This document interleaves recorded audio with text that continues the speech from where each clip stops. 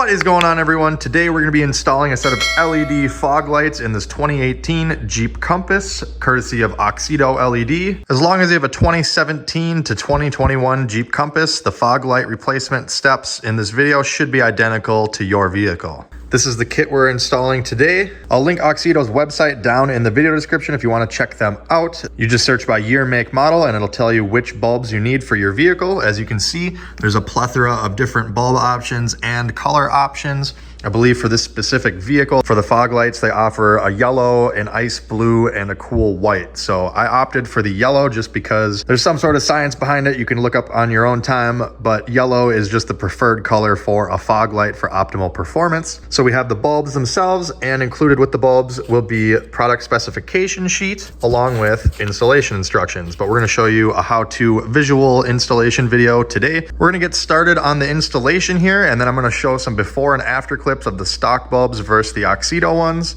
And during the installation video, just to save time, I'm going to insert information about these bulbs for those of you interested in the technical specs. So believe it or not, there's not really a good way to access the fog lights on this body style Compass. There's no cutout here in the splash guard, and you can't get to it from the bottom side because it is very well enclosed. So the way we have to go about it is actually to remove these 4 8mm screws right here on the splash guard. There's 4 of them all in a row. If you don't have an 8mm, you can get away with using a 5/16, but you'll need a socket in that size and a ratchet to go with it. We'll just remove all 4 of those. So I'm using my Milwaukee 1/4" electric ratchet, but again, anything you have that you can put an 8mm or a 5/16 on will work. Then remove all 4 screws. Make sure not to misplace them or lose them. You don't want to run them over and get one stuck in your tire. Now it takes a little bit of strength to do this next part, but what you're going to do is get your finger behind the splash guard here, and you'll have to kind of force it over this other piece. As you see, it's kind of running my finger along, and it's going to pop it out from the flare. Just take your time. Don't break anything. Don't force anything. It should just kind of pull out. All right, and then once we get to the top here, that's about it. We just kind of stop at the corner here, and we can push it back. Now we can see our fog light assembly right here.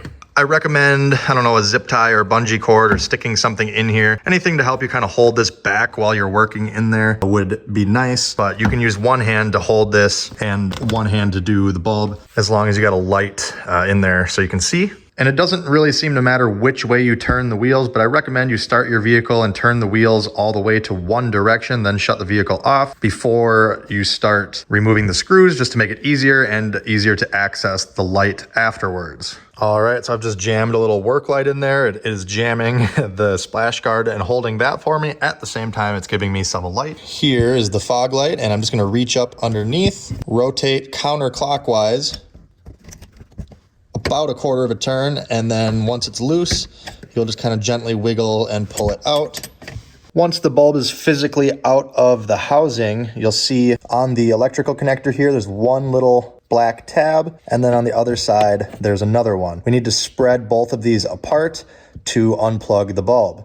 You don't want to yank on the wiring, so this is a 2-hand job. If you don't have a lot of finger strength, you can use just a little pocket flat blade screwdriver. Otherwise, you should be able to kind of just pry these by finger. But once you get them pried open enough, and you're going to just separate the connector from the bulb, like so.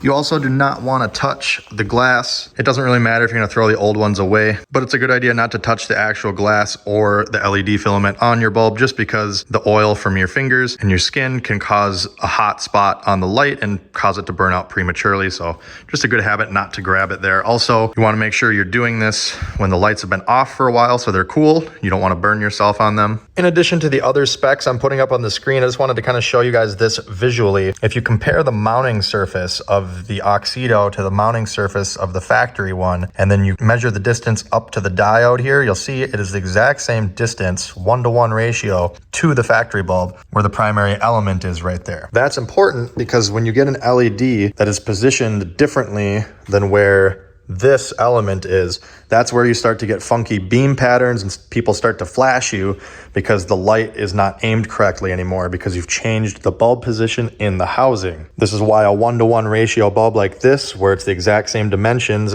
as the factory unit, is a big plus because you don't have to mess with adjusting your headlights or your fog lights afterwards. Now, when it comes to installing the new bulb, you can go ahead and either connect it to the electrical connector there, then install it, or you can install it and then connect the electrical connector. I'm gonna put it in first just because I think that might be a little bit easier. The harness was a little bit tight when I tried to remove the old one with it still attached. But before we install this, I want you to take note, as you see on this connector right here, you'll see in the center, there's like this slit, but it does not go all the way through the connector. If your new bulb has that same corresponding little gap right there, it needs to be installed a certain direction. This bulb is designed for multiple different bulb options, so it does not have that in there. We don't have to worry about it, but just figured I would mention that. It's also important to note that the fog light housing in which the bulb resides, you can see there are 3 notches. One of them is bigger than the other 2. So when we install our new bulb, you'll see there are corresponding 1, 2, 3 little tabs on here. 2 of them, these 2, have a little bit of angles on them, and this one is the biggest. So when we go and put this in, the big one is gonna line up with that top left notch. So it's gonna go like that, and then we're gonna rotate it clockwise downwards, just like so. So again, not gonna touch the bulb itself up there. Gonna get our big tab lined up with the big slot. There is a little orange seal on here, so when we get this in there, you may have to put some pressure on it, push towards the fog light housing as you rotate. So there we go. It's just kind of locked in into the corresponding tabs. A little bit of pressure, rotate clockwise. You'll feel it come to a stop. Mine rests vertically. Then we'll take our connector here and just plug it in until you hear a click. Now, before I go any further, I'm gonna go ahead and just turn the ignition on and turn the fog lights on to make sure the bulb works. So there's factory, there's Auxito. As you can see, the yellow is doing its yellow thing. Again, different colors available if you don't like the yellow. Sometimes LEDs are directional, which means if you plug it in one way like this, they may not work. And so you may have to disconnect the connector, rotate it 180, and then plug it back in. However, this particular Auxito one works both ways. It is not polarity sensitive, which is nice. You don't have to worry about flipping connectors around. So now I'll turn the lights and the ignition back off for now. I can get my light out of here. And now what we're going to do is get the splash guard back in place and reinstall our 4 screws.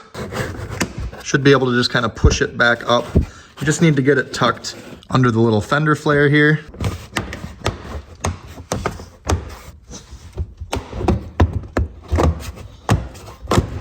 There we go. Make sure all your little screw holes are lined up.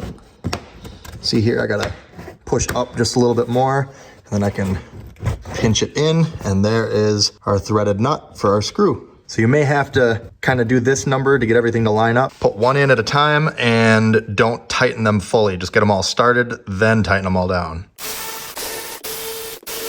There we go, all 4 screws here are started. Another thing I like to do is just kind of line up the screw with the old mark. You can see where it used to be, so you can kind of make fine-tuning adjustments there. Obviously, I wouldn't tighten it like that, but in a more relaxed position, something like that. So we're gonna go ahead and just snug them up. These are just small screws threading into very thin metal. Do not go very tight. Even a 1/4-inch ratchet, you don't wanna crank on it too hard. Basically, just feel them bottom out, and then a little extra cinch after that. Got a little tight, and I'm just gonna give it a little more, like that. Okay, now everything we just did on the passenger side here, we're gonna mirror all that on the driver's side. All the exact same steps, just on the other side. So I'm not gonna show that. We're just gonna skip ahead. The only thing I really recommend before doing the other side is fire up the vehicle and turn the wheel the opposite direction if you so choose.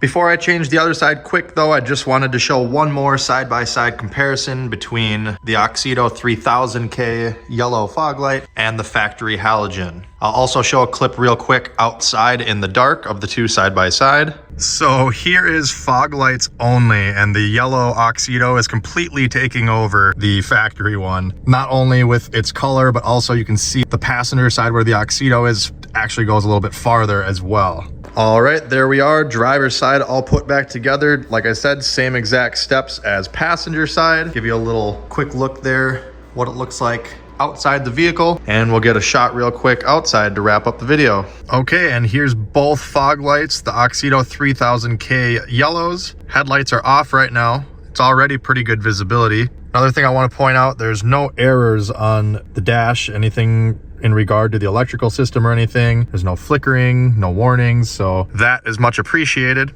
And then I'll just show you real quick with the stock halogen low beams. Get you a little bit more range there. We will also be installing Auxito LED low beams here in the next video, so stay tuned for that. All right, well, that is going to do it for this product installation and overview video. I hope it was informative. Again, I will post these exact bulbs for your 2017 to 2021 Jeep Compass fog lights down in the video description. I will also link their other colors. And if you have a different vehicle, make or model, I'll list Auxito's website down there. You can just go there, type in your year, make, model, and see all the bulbs they have available for you. If this video helped you out, make sure you hit that like button, subscribe, and hit the bell notification button for more videos like this. Check out my other videos here on YouTube as well as on my other socials. And as always, thanks for watching. Have a great day.